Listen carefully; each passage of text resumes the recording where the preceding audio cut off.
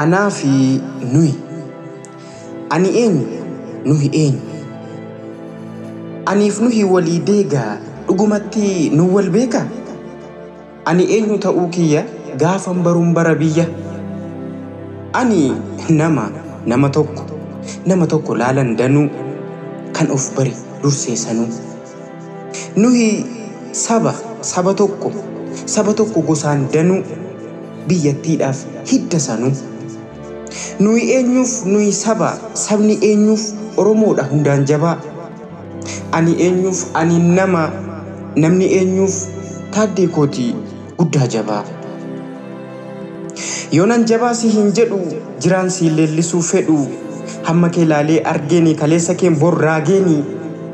Yoonan jabaa si hin jedhu jiraan si leellisuu fedhu quuqama keef quuqameeni namummaa kee hubadheeni. Hoggansi kee na dinqeetu fuulli koo si hin seeqeetu madaa koo siin hooqeetanii argaa koo siin qoorseetanii. Ameesiyyuu marga dhabnaan aannan muchatti hin godhattu gameessi faarfamuu baannaan dabeessis onneen godhattu. Har'a guyyaattuu yaadachuun siidaasaa laallee boqochuun dungoo jalattuu qabsiisnee yaadannoof ittuu marsinee sabni gamaa gamanaa bakkichattuu wal ga'ee dhiphuusaa obbaafatee kolfee suurayyuu ka'ee maqaan akkan dhokanne siidaan hambaasaaf ta'e. Egaa inni eenyure? Eenyunni siidaa dhaabe? Siidaaf eenyutta abba? Inni eenyuuf inni namni eenyuuf Taaddee Kootii guddaa jabaa. Yoonan jabaa si hin jedhu jiraan si leellisuu fedhu hamma kee laalee argeeni kaleessa kee borraageeni. Hoggansi kee na dinqeetu fuulli koo si hin seeqeetu madaa koo siin hooqeetanii argaa koo siin qoorseetanii. Awwaaroon isaa mogga'ee maqaansaa gubbaattuu ba'e. Afaan isaaniiyyuu hudhamee arrabnuu isaayyuu xaxame. Mee eessarraa eebbifamtee gaaffii jedhuuf deebiin dhuma. Kaampaasii Haacaaluu irraa jechuun dookumentiin hima. Warruma argaayyuu jibban maqaasaa dirqiin baachiftee kaampaasii isaa eebbifamuu dhidhiiboodhumaan himsiifte. Ajab! Sila akka madaa qubaa yaadni soo garaa gubaa yaada waaduun nu gube si salphisuuf of hube. Saba kee caalsifattee murtee sabaa fudhattee aangoo irraas dhiibamtee aangoo sabaan gonfamte. Dhiirri dhalootaan tola seenaa gootaan fooggalaa kaampaasiin gudar gubbaa maqaan ajajaa dhibbaa maammoo mazammir ta'uu uummannu ragaan ba'u. Waan aangomteef hin yaaddu keessaa qabaattu malee gaarii gaarummaa maddu ganamaan gaariin dhale. Utuu aangoodhaan ta'ee warra hangafaan raawwata maqaas baraaf kaawwata. Hin raawwanneefuu malee hin kaawwanneefuu malee. Amboo misoomsinaadhaaf xinsisaan ni jalqaba. Galii caalmaa sassaabuuf hoggansi koree jabaa anis keessuman ture nan beeka quban qaba.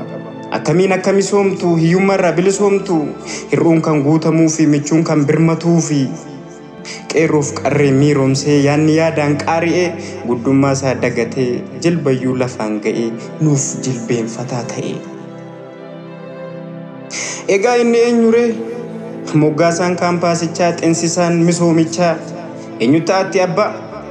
Inni eenyuuf inni namni eenyuuf Taaddee Kootii guddaa jabaa. Yoonan jabaa si hin jedhu jiraan si leellisuu fedhu quuqama keef quuqameeni namummaa kee hubadheeni. Hoggansi kee na dinqeetu fuulli koo si hin seeqeetu madaa koo siin hooqeetanii argaa koo siin qoorseetanii. Uumee si faarsuuf miti dhugaa kee himuuf malee keessaa saba dhaga'uun dursuun birmatee ga'uun eenyumee kan si caale eenyuyyuu. Dhaaba siyaasa Oromoo mataa waluu hankaa kee eenyu waamee dhama'ee araarsuudhaaf akka kee kormarraa qaltee mormarraa falte utubaan manaa guddaan hammuma dhiiban qaba hamma dhiisanis qaba. Hamma yaaltu yaalteetta gochaan jaras caalteetta. Guddaaf xiqqaa kabajuun ulfaachuun qaaleffamtee miidiyaa keessaaf alaan cimummaan lallabamtee sirrii laaluun xiinxallaan dhuguma waaqaaf lafaa mee maaluma sittafaa? Umtuu qaama rasaasni waadee cabsee kiraanchiif laate gara laafummaa keetiin kunoo fayyaa taasiftee qixa namaas dhaabsiftee. Wanti kamuu siif mala Oromoo wal faarsuutu ta'e malee galgala. Jiraan dhugaa jallisaa du'aatti wal leellisaa itti ta'uun amala malee wanti kamuu siif mala. Egaa beekaatu waa barreessa coba sammuu bubbulte nadhiin nu dhandhamsiisuuf baga barruun nu dhufte. Ani eenyuun nuhi eenyuun akka barruu hamma geenyu barrees lafa yaannu geenyu. Biddeen namayyuu quubsu eelee gubbaattuu beekuu jibicha korma ta'us mucha hodhaattuu beekuu. Siif hawwiin koo gubbaadha dantaa sabaa akka eegdu saba keessaa dhalatteef beeka akka fuu wareegdu. Dhaloonni sii leellisuuf hamma hojjette ga'aadha. Nammoo sinna guddise yoon siin taanes an biyyaafuu ba'aadha. Sabni naan miidhagaa.